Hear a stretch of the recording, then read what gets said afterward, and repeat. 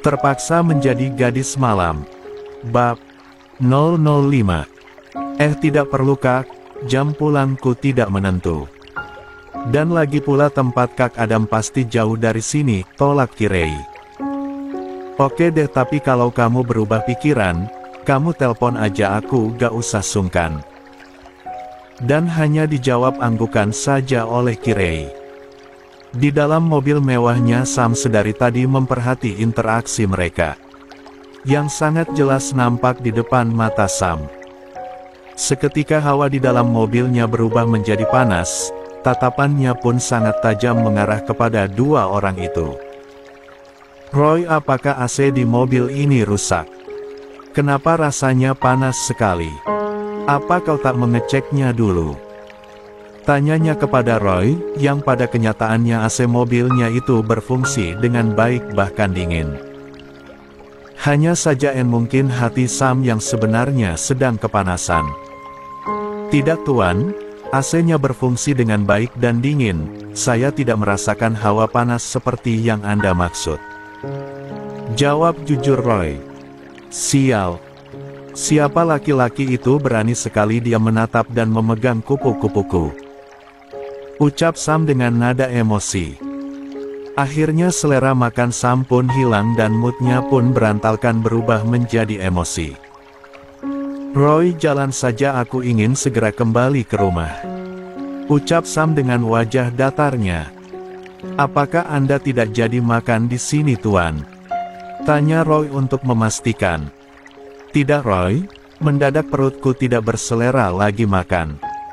Baiklah Tuan, jawab Roy dengan anggukan kecilnya. Saat di perjalanan Sam hanya diam saja sambil menatap jalanan.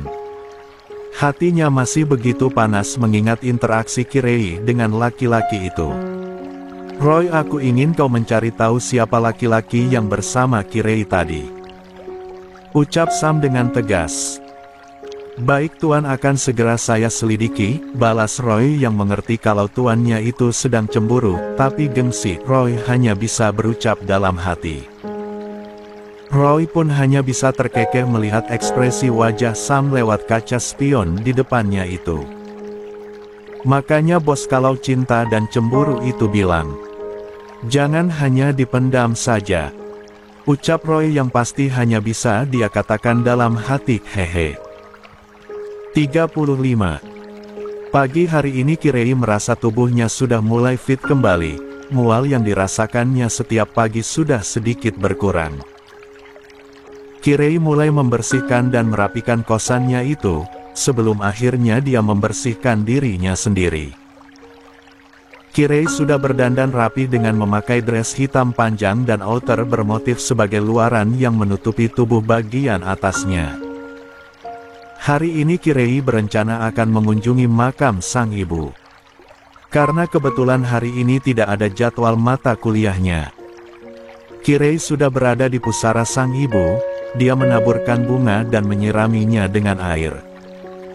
Kirei mengusap nisan sang ibu.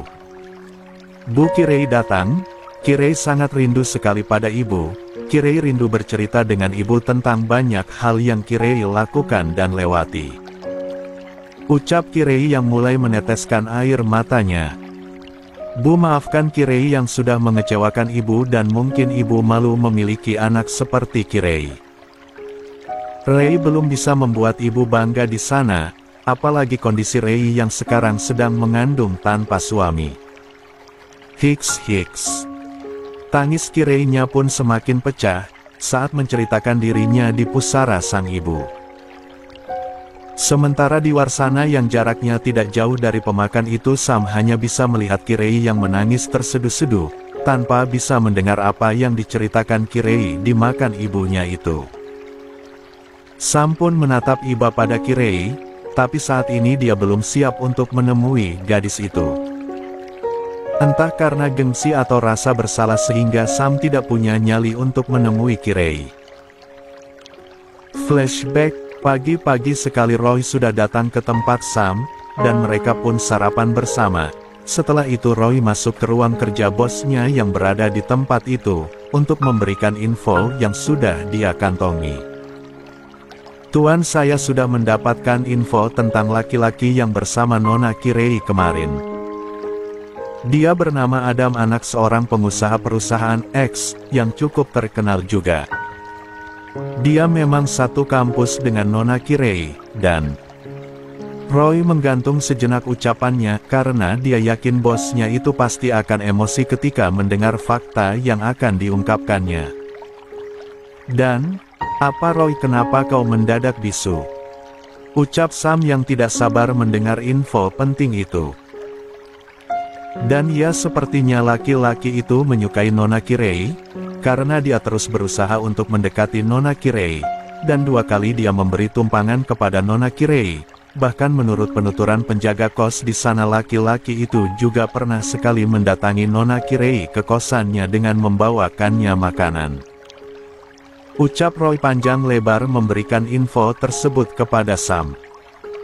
"Cih, dasar laki-laki caper," ucap Sam dengan ekspresi yang menyepelekan Adam. Sam sangat geram mendengar Adam yang menurutnya cari perhatian pada Kirei.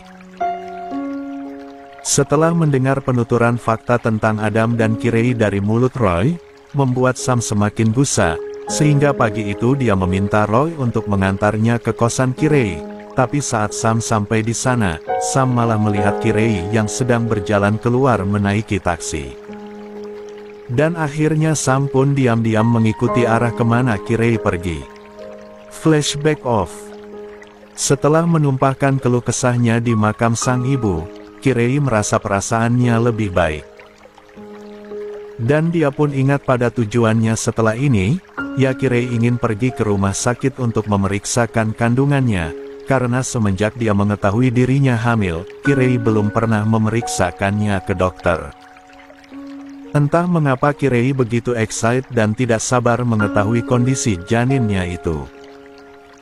"Bu, Kirei pamit pergi dulu ya. Kirei janji akan selalu mengunjungi makam ibu." Ucapan terakhir Kirei di makam sang ibu. 36. Kirei pun mulai berjalan pergi meninggalkan makam sang ibu dengan senyuman yang mengembang di wajah cantiknya, sambil sesekali tangannya mengusap perutnya yang masih rata itu. Aneh sekali dia, tadi menangis terseduh-seduh, sekarang malah senyum-senyum sendiri. Apa dia kesambet hantu kuburan? Ucap Sam yang ngedumel sendiri di jok belakang. Roy pun heran kenapa sifat bosnya itu sekarang random sekali, padahal dulu Sam orang yang jarang banyak bicara apalagi untuk hal-hal yang tidak penting dan tidak ada kaitannya dengan dirinya. Tapi sekarang Kirei menangis dan tersenyum pun Sam komentari. Mungkin Nona Kirei teringat dengan sesuatu lucu yang membuatnya tersenyum tuan, ucap Roy yang menimpali dumelan Sam. Sudahlah, itu tidak penting Roy, sekarang kau ikuti saja kemana lagi dia akan pergi sekarang. Ucap Sam yang melihat Kirei sudah menaiki kendaraan umum lagi. Sam begitu kepo dengan gerak-gerik Kirei. "Baik tuan," jawab Roy yang sudah melajukan mobilnya. Dan ternyata kendaraan yang ditumpangi Kirei berhenti di sebuah gedung rumah sakit. Kirei yang sudah keluar dari taksinya itu, langsung masuk ke dalam. Sam mengerutkan alisnya merasa bingung untuk apa Kirei pergi ke rumah sakit, apakah dia sedang sakit, tapi kelihatan dia baik-baik saja. Atau mungkin dia mengunjungi temannya yang sedang sakit di sini, atau... Sam pun memutuskan untuk turun dari mobilnya dan membuntuti Kirei dari belakang. Sam melihat Kirei yang masuk ke poli kandungan. Seketika jantung Sam berdebar, pikirannya pun melanglang buana, dan langkah pun terhenti. Sam masih belum bisa mencernanya. Sam pun berinisiatif untuk menunggu Kirei keluar. Dia ingin memastikan apa yang sebenarnya dilakukan Kirei. Apa mungkin Kirei hamil? Begitulah yang ada dalam pikiran Sam saat ini. Kirei sudah berada di poli kandungan menunggu antrian. Kirei melihat kiri kanannya yang dimana ada beberapa perempuan yang sama sedang hamil juga, tapi bedanya mereka ditemani oleh suaminya. Hati Kirei merasa tercubit menyaksikan itu. Saat ini Kirei sudah berada di ruang praktek sang dokter, perutnya pun sudah dioleskan gel sebelum alat USG itu menempel di perutnya. Kirei hanya diam saja sambil memperhatikan layar monitor yang berada di depannya. Untuk kandungannya saat ini dalam keadaan sehat ya, dan usia kandungannya sudah memasuki usia 8 minggu. Ucap sang dokter yang memberi penjelasan pada Kirei, setelah tadi melakukan USG. Kirei yang mendengar penjelasan dari sang dokter tak kuasa menahan harunya, toh terasa air matanya pun menetes. Apakah ini kehamilan pertamamu, Nyonya Kirei? Tanya sang dokter karena dokter itu melihat Kirei yang sepertinya masih sangat muda tapi sudah mengandung. Iya dok, ini kehamilan pertama saya. Ucap Kirei yang gugup. Apakah ada keluhan di kehamilan pertamamu ini, Nyonya Kirei? Iya dok, awalnya beberapa minggu ke belakang saya merasakan tubuh saya lemas, kepala pusing dan mual muntah terlebih pada pagi hari. Kirei pun menuturkan keluhan yang dirasakannya di trimester pertamanya ini. Gejala seperti itu sangat wajar sekali, dan memang sering dialami pada wanita hamil di trimester pertamanya. Seiring bertambahnya usia kehamilannya nanti gejala itu akan hilang dengan sendirinya. Ucap sang dokter memberi penjelasan dengan ramah pada Kirei. Bahkan ada juga yang suaminya pun mengalami gejala seperti itu yang sebut kehamilan simpatik, sindrom Couvet. Ucap sang dokter sambil tersenyum. Kirei yang mendengar hal itu, langsung teringat kepada Sam, apakah Sam mengalaminya juga? 37. Dokter pun memberikan resep vitamin yang harus Kirei konsumsi selama kehamilannya, karena di trimester pertama ini sangat rentan terjadi keguguran. Kirei pun menerima kertas resep itu dan membawa ke bagian farmasi.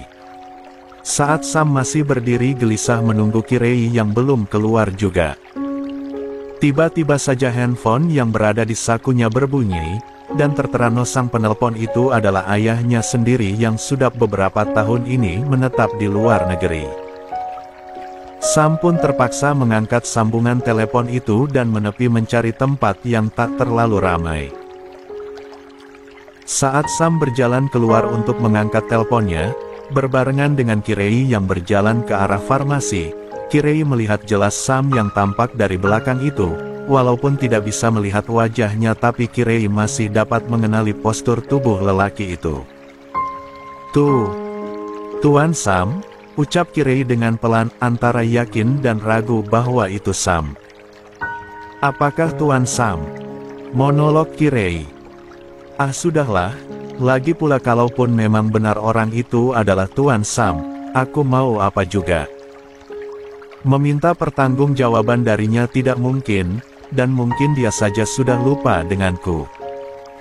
Ucap Kirei yang berlalu pergi dari tempat itu.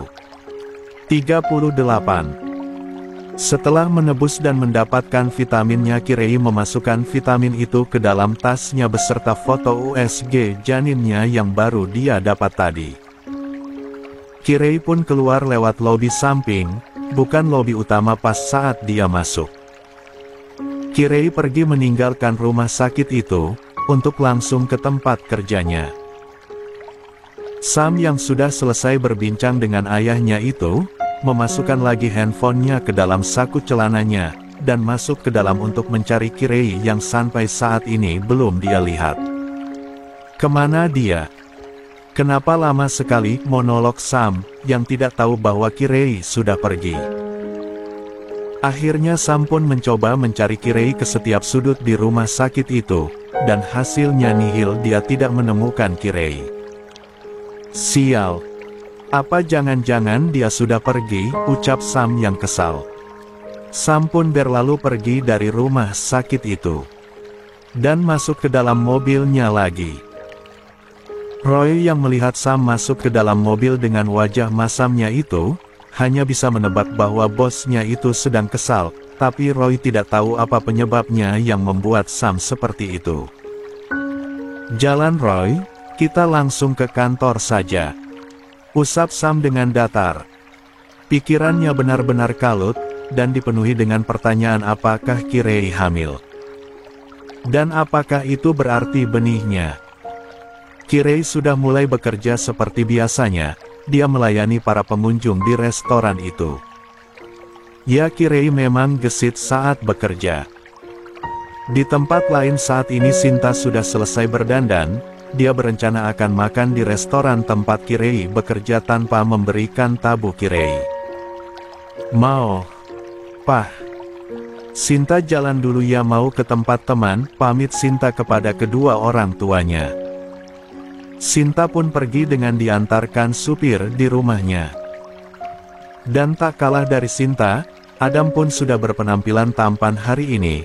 Ya, dia juga sengaja akan pergi makan di restoran tempat Kirei bekerja. Dia meneliti penampilannya di cermin. "Aku harus bisa mendapatkan hati Kirei," monolognya dengan senyum yang tersungging di bibirnya. Adam pun menyambar kunci mobil di mejanya itu. Ya, kali ini Adam sengaja mengendarai mobil. Dia berniat akan mengantar Kirei pulang nanti malam setelah selesai kerja. Karena Adam kasihan jika harus mengantarkan Kirei pulang malam-malam dengan menaiki motor. Adam tiba lebih awal daripada Sinta, dan beberapa saat kemudian Sinta pun sampai dan duduk bersebelahan dengan Adam. Awalnya Sinta tidak menyadari bahwa itu Adam. Saat Sinta menengok, dia terkejut saat melihat Adam di samping mejanya. "Kak Adam," ucap Sinta dengan mata yang membulat sempurna.